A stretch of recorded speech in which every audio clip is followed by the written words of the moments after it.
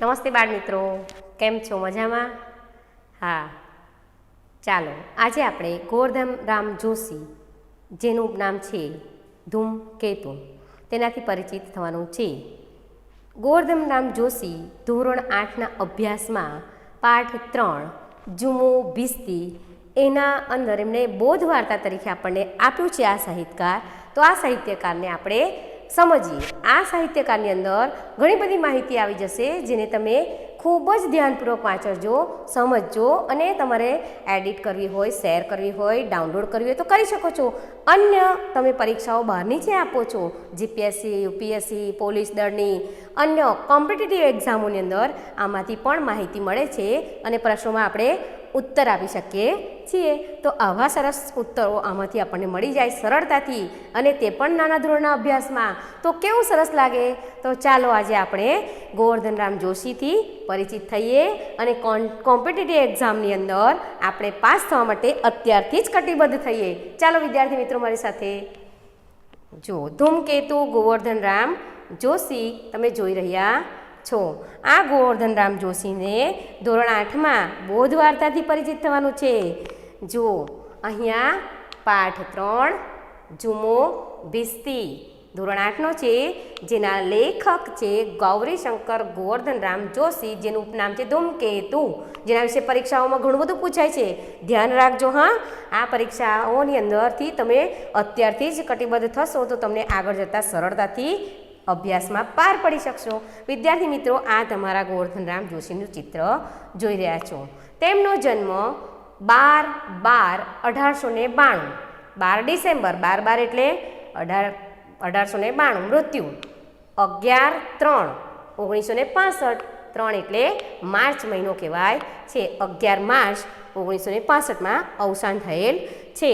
પરંતુ એમની ઘણી બધી યાદો આપણી સાથે મૂકી ગયા છે અને એમના જ વિશેના પ્રશ્નોના જવાબ સરળતાથી મળી જાય. તો એ માટે આ અભ્યાસમાં હું તમને આપી રહી છું.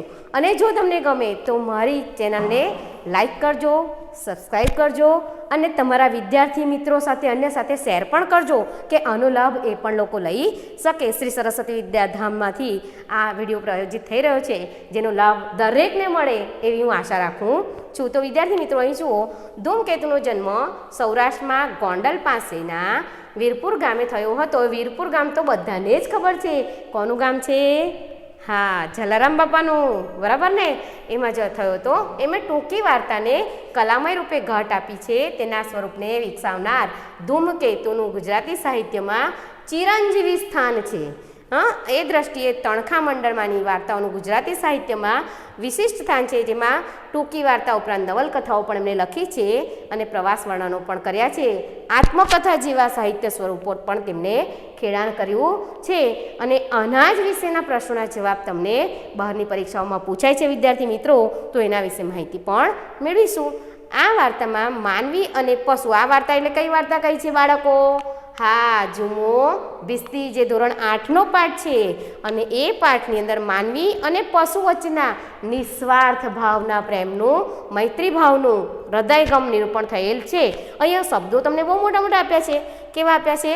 માનવી અને પશુ વચ્ચેના નિસ્વાર્થ ભાવ.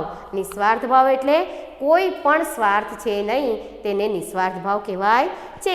બાળ મિત્રો, મૈત્રી ભાવની વાત કરી છે. મૈત્રી ભાવ એટલે તમારા સહપાઠી મિત્રોની જે તમે વાત કરો છો એવા. પશુ પ્રેમનો મિત્ર જુમો અને ભીસ્તી, જે ઘેર ઘેર પાણી પહોંચાડનાર છે, તે પાડા પર પાણી લઈ જઈને વેચે છે, પશુ સાથેની વાત છે. અહીં હૃદયગમની વાત કરી છે. હૃદય એટલે હૃદયમાં રહેલો, ગમ એટલે એક શોકની લાગણી છે, એનું નિરૂપણ છે. નિરૂપણ એટલે અંદર હૃદયમાં. જુઓ, પોતાના પાડાને સાચવીને રાખે છે. પોતાના પાડાને સાચવીને રાખે છે. કેમ રાખે છે ખબર છે તમને? કારણ કે એના પાડાની ઉપર એક મશકમાં પાણી ભરી ઘેર ઘેર પહોંચાડે છે, એની વાત કરી છે. એને લાડ કરે છે, એટલે ખૂબ જ વહાલ કરે છે. અને એને બચાવવા માટે વલખા મારે છે. એટલે પાઠના નિરૂપણની અંદર વલખા મારે છે. એટલે જ્યારે પાઠની અંદર તમે સમજશો ને ત્યારે ખબર પડશે કે એના પાડા પર મુશ્કેલી આવે છે, ત્યારે એ પોતાના પાડાને બચાવવા માટે વલખા મારે છે, એટલે ફાંફા મારે છે. અને તેની સાથે મોતને ભેટવાની પણ તૈયારી જુમો બતાવે છે.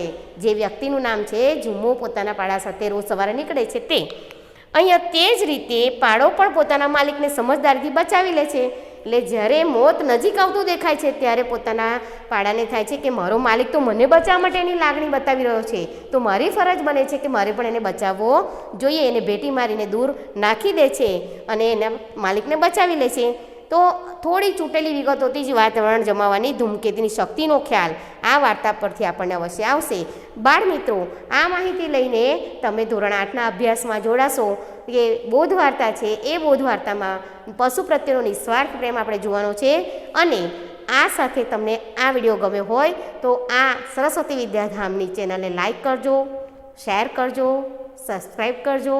વધુને વધુ તમારા મિત્રોને લાભ મળે તેવા જ તમારા મિત્રો સહપાઠીઓને પણ આપશો. તમારો આભાર. ધન્યવાદ. નમસ્તે બાળ મિત્રો. તો વિદ્યાર્થી મિત્રો, તમારા ગોવર્ધન રામ જોશી આપણા વચ્ચે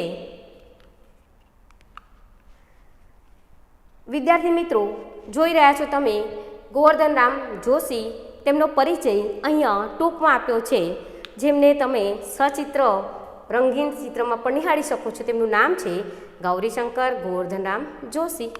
તેમનો જન્મ 12 ડિસેમ્બર 1892 વીરપુર, અવસાન 11 માર્ચ 1965 અમદાવાદ ખાતે થયેલ હતું.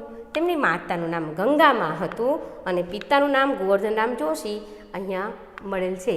વિદ્યાર્થી મિત્રો, આ પરિચય તમારે ખાસ યાદ રાખવાનો છે, કારણ કે કોમ્પિટિટિવ એક્ઝામમાં પણ પૂછાય છે.